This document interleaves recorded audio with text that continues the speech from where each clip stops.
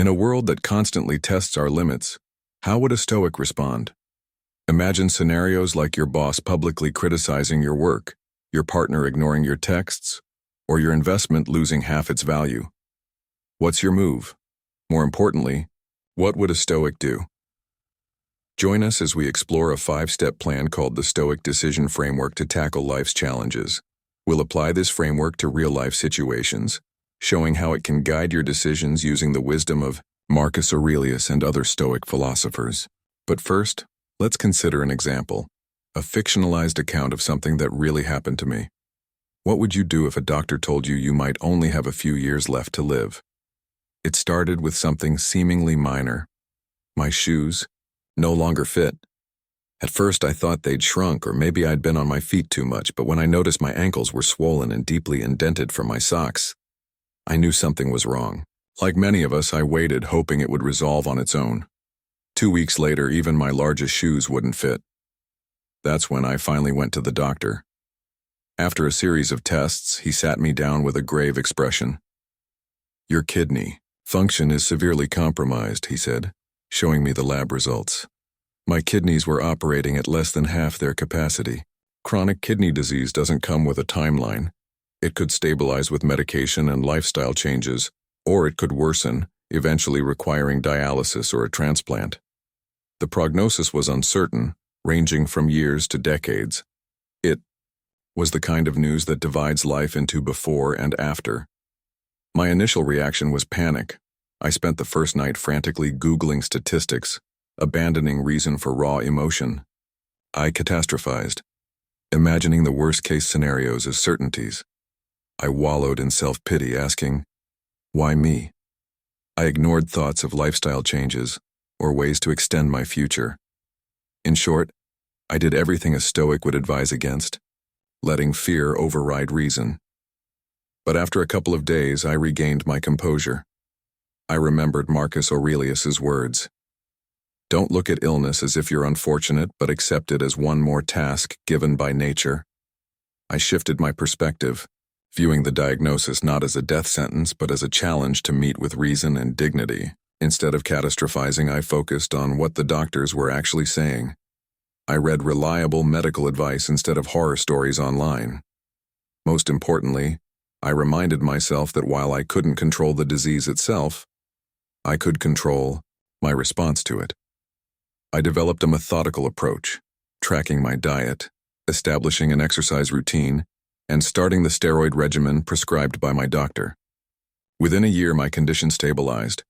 While I still live with uncertainty about my health, the Stoic principles outlined below helped me find peace of mind. Here's the framework. Name the challenge. Find what you can control.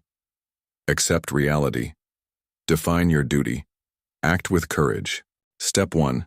Name the challenge.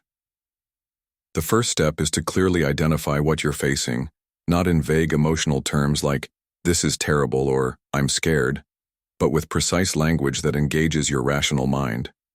When we accurately name something, we begin to gain power over it. Marcus Aurelius practiced this by breaking down intimidating things into their components. For instance, when faced with luxury foods, he'd remind himself, "This is just a dead fish. This is just a dead bird." By naming things precisely, he stripped them of their ability to overwhelm him. We can apply this principle to modern challenges. Instead of saying, "My life is falling apart," specify the issue. "I need to come up with money to pay for a repair." Instead of "everyone hates me," identify the actual situation. "I wasn't invited to a lunch I wanted to attend."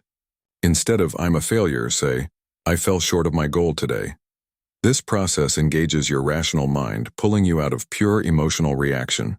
It also defines the scope of the problem, creating boundaries so it doesn't feel infinite. Finally, it creates mental distance, allowing you to view the issue more objectively. Be honest, but precise, neither minimizing nor catastrophizing. By naming the challenge accurately, you lay the foundation for addressing it effectively. Step 2. Find what you can control. At the heart of Stoic philosophy is Epictetus's insight. Some things are within our control and others are not. When facing any situation, draw 2 circles. an inner circle for what you can control, and an outer circle for what you can't. Your thoughts, decisions, actions, and responses belong in the inner circle.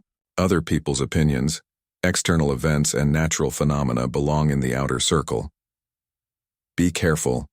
Some things require analysis to distinguish between the two. For example, during a job interview, you can't control whether you get the job, but you can control your preparation, punctuality, and demeanor. In a relationship conflict, you can't control your partner's reactions, but you can control your words, tone, and actions. Even in hopeless situations, there are usually aspects you can influence.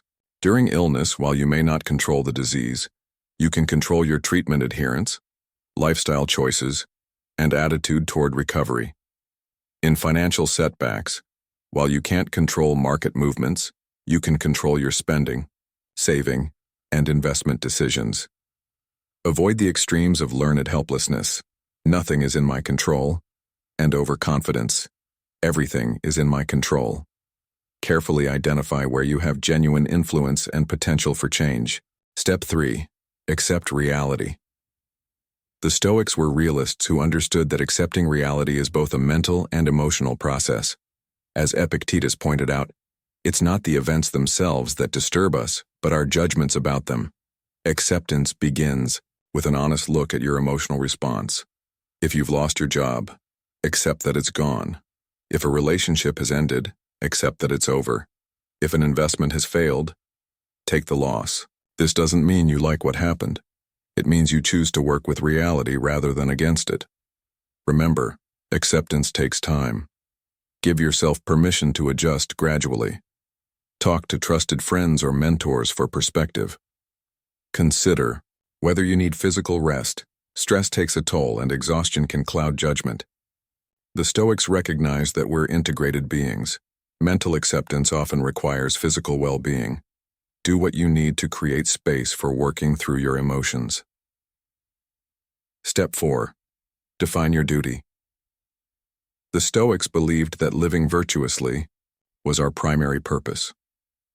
This belief provides a powerful framework for decision-making, especially in difficult times. The 4 core Stoic virtues, wisdom, justice, courage, and self-control, serve as a compass. Ask yourself, what would a wise person do in this situation? What does justice require? Where must I show courage? How can I maintain self-control? Duty, in this context, refers to your personal values and roles. Are you a parent, teacher, leader, or friend? Each role carries specific responsibilities. Consider Marcus Aurelius, who balanced being both a philosopher and an emperor. His writings show him constantly examining his duties in both roles, asking how to serve Rome while maintaining his integrity. We can do the same with our modern roles and responsibilities. Be specific. What exactly does virtue require of you today? Maybe it's having a difficult conversation, admitting a mistake, or persevering when you want to quit. Your duty might not be what you want to do, but it's what you know you need to do. By defining your duty, you create a clear path forward even amid chaos. Step 5. Act with courage. All the previous steps lead to this crucial moment, action. The Stoics understood that philosophy without action is incomplete. As Seneca said, words should pave the way for deeds. Start by developing a concrete plan. Break down your duty into specific, actionable steps. If you need to have a difficult conversation, script your key points. If you're facing a career change, map out the necessary stages. If you're dealing with illness, create a detailed treatment plan. Be precise about what needs to be done and in what order. Before taking action, brace yourself emotionally. Remember Epictetus's advice to rehearse difficulties in advance. Imagine potential obstacles and how you'll respond to them. This isn't negative thinking, it's practical preparation. Tell yourself, this might be difficult. I might face resistance. I might feel uncomfortable, and that's okay. Draw strength from Stoic wisdom. Recall Marcus Aurelius's words, "The impediment to action advances action." What stands in the way becomes the way. Let obstacles sharpen your resolve rather than weaken it. Courage isn't the absence of fear, it's acting despite fear. You might not feel brave, but you can choose to act bravely. Each time you choose action over avoidance, you strengthen your Stoic practice. You prove to yourself that you can face difficulty with dignity and purpose. And remember, you don't have to walk this path alone. The Stoics themselves were part of a community, sharing wisdom and supporting each other's growth. You can join our mailing list at jointostoiccommunity.com or find a friend to discuss these teachings with for accountability. Review how you've applied the framework to recent challenges, refining your practice over time. Setbacks aren't failures, they're opportunities for growth. When you fall short of your Stoic ideals, and we all do, treat it as a chance to refine your practice. Maybe you reacted emotionally before naming the challenge clearly. Maybe you fought against reality instead of accepting it. Each setback teaches you something valuable about your patterns and triggers. To advance your practice, keep a Stoic journal, documenting how you apply the framework to different situations. Note what works and what needs adjustment. Over time, you'll develop insights and variations tailored to your circumstances. Maintain a long-term vision for your Stoics practice. It's not about perfect application of principles. It's about steady progress toward greater wisdom and resilience. Each morning, prepare yourself for the day ahead, anticipating challenges and reminding yourself of your principles. Each evening, review your actions, examining where you succeeded and where you can improve. Practice with small challenges like traffic jams or delayed meetings, applying the framework step by step. As you build mental muscles, you'll be ready for